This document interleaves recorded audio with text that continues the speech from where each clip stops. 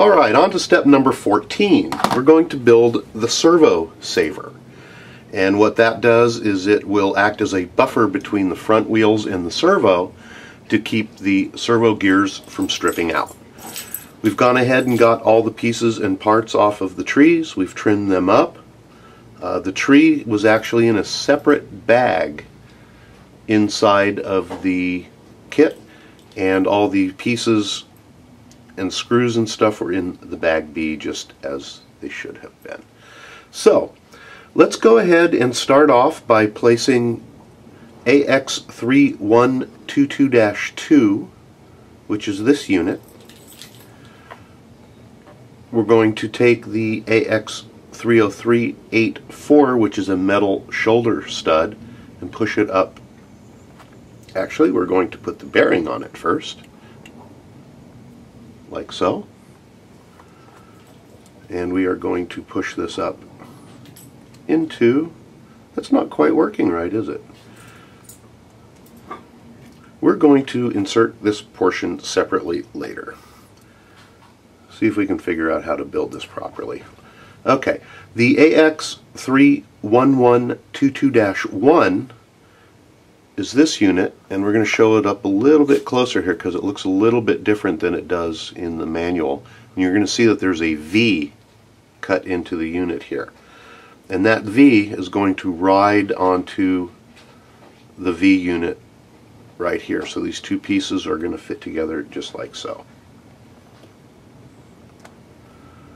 Now we're going to take the spring, which is this unit right here, and we need to break the spring in before we install it.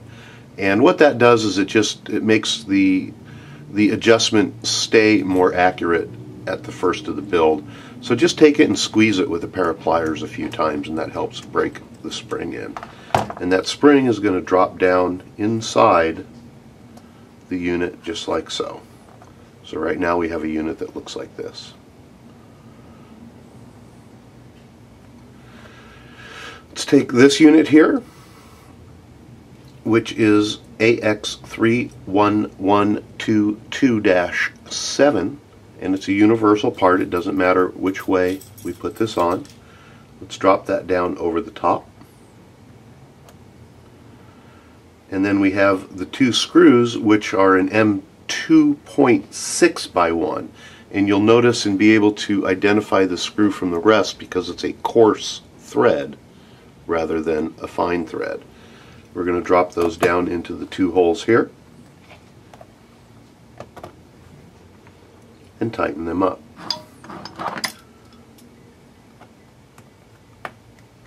Of course, I've grabbed the wrong wrench again.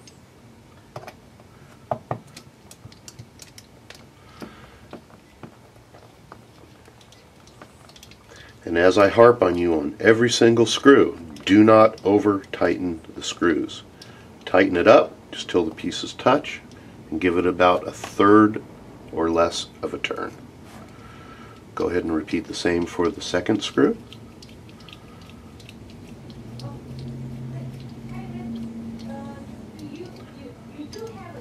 The unit's going to look like this. You can match that up. Ooh, I keep swinging the camera. You can match that up. And you can see how the Servo Saver functions just like so. Alright, now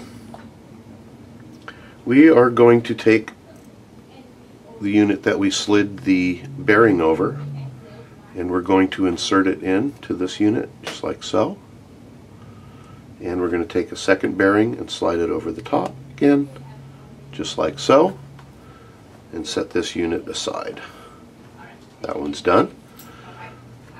Now we're going to take the bearing and place it in the bottom, put the shaft through, place the second bearing on the top, and we are done now with step number 14. Watch out, these are going to fall out, so you may want to lay them down and just beware that they're going to fall out until we finish the next step. Okay, we are done with step number 14. We're going to get our pieces and parts together for the next step, which is 15, and we'll be right back. Okay, step number 15. Actually, very simple, straightforward step. What I'm going to do, it's not shown in the manual, but I'm going to get a little piece of Scotch tape here, and I am going to tape in around here so this stud doesn't fall off during this next step. And I'm also going to take another piece of tape and do the same on this side, because those studs are going to fall off as we're doing this. You can take them out if you want, or just put a piece of tape on them. Okay, the AX31122-5. You can see that it drops down and that we have nubs that stick out this way. Let's line it up just like that as shown in the manual. And let's start with the smaller piece here. We're going to take this unit here and we're going to slide it into here, just like so. And we're going to use one of the flathead or the beveled screws.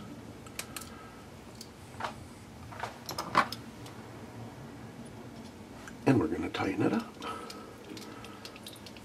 If you tighten this up too much, it's going to pinch and bind. So again, as I always harp on you, don't over tighten them. Just put it in until it touches. Okay, and this should move freely.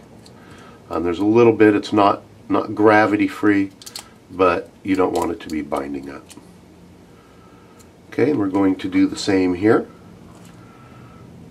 Note the directions here on how this goes. And we want this to go on just like this. Okay, so this unit goes to the outside, as noted here, and it is also towards the top, not towards the bottom. And once again, take the screw, let's turn it over, put it in here and tighten it up.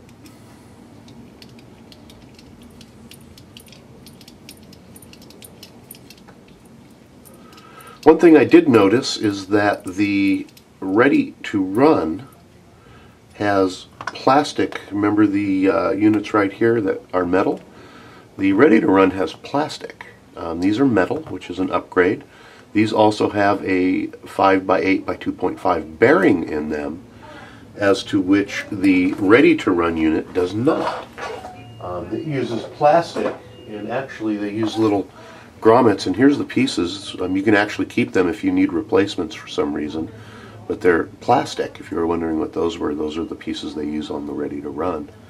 And the upgrade is in the kit version like you have now. So, just like when we put any part together, let's check and make sure that that's not binding. Again, it is going to be a little bit tight, but it shouldn't bind. And that's the end of step number 15. Alright, step number 16, pretty straightforward. We are going to build two more toroids, just like you did in the first step. There's just a couple of things that I want you to watch out for. It uses the -8 on one end, and then it uses the -4 on another end. You're going to look at the first ones that you put on here. Make sure that all of your lines are pointing in the same direction so that you know which way to adjust them. And then you're going to match them up at 38 millimeters to the 1:1 on the manual. If you take a look here, you'll see that we have one with the straight end and one with the end that bends up. Then we've built the second one, the same thing for the other side. Again, watch the lines so that you know which way to put the ends on. You might have to swap them out later if you forget. Okay, so let's take the steering unit here, the steering rack that we built earlier, and the tie rods are going to be placed into these two slots here. can see them right here. It's going to slide right in there just like so. And I believe by the picture that you're going to want these angled backwards. And again, I believe by the picture that that is the way that they go. We're going to do the same on the other side.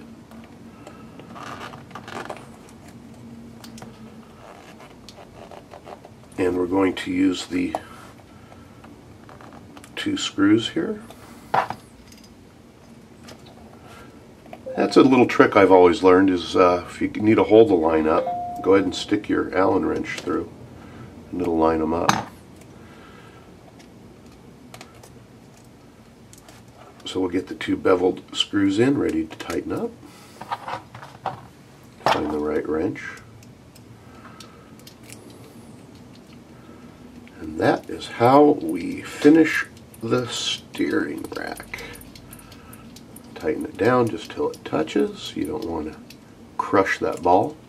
Make sure everything moves smoothly. See, aren't you glad you put that tape on there earlier?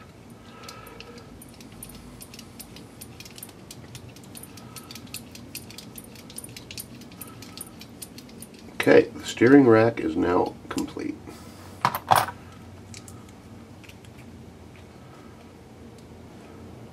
We'll actually turn it around like it is in the directions here so that you can see how it looks. And again, the straight ends go here. These go on so that they tilt in this direction. Okay. Going to get set up and install the steering rack onto the chassis for our next step.